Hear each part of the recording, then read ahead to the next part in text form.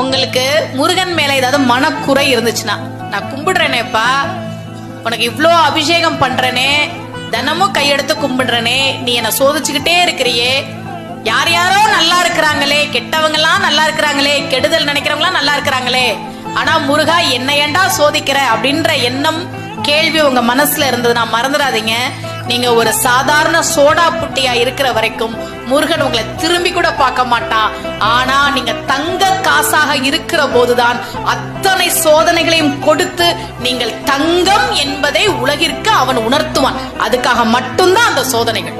உங்களுக்கு முருகன் மேல ஏதாவது மனக்குறை இருந்துச்சுன்னா, நான் கும்பிடுறேனேப்பா, உனக்கு இவ்ளோ அபிஷேகம் பண்றேனே, தினமும் கையெடுத்து கும்பிடுறேனே, நீ என்ன சோதிச்சுக்கிட்டே இருக்கிறியே, யார் யாரோ நல்லா இருக்கிறாங்களே, கெட்டவங்க எல்லாம் நல்லா இருக்கிறாங்களே, கெடுதல் நினைக்கிறவங்க எல்லாம் நல்லா இருக்கிறாங்களே, ஆனா முருகா என்ன ஏண்டா சோதிக்கிற அப்படின்ற எண்ணம் கேள்வி உங்க மனசுல இருந்ததுன்னா மறந்துடாதீங்க.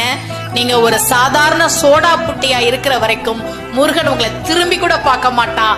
ஆனா நீங்க தங்க காசாக இருக்கிற போதுதான் அத்தனை சோதனைகளையும் கொடுத்து நீங்கள் தங்கம் என்பதை உலகிற்கு அவன் உணர்த்துவான். அதுக்காக மட்டும்தான் அந்த சோதனைகள்.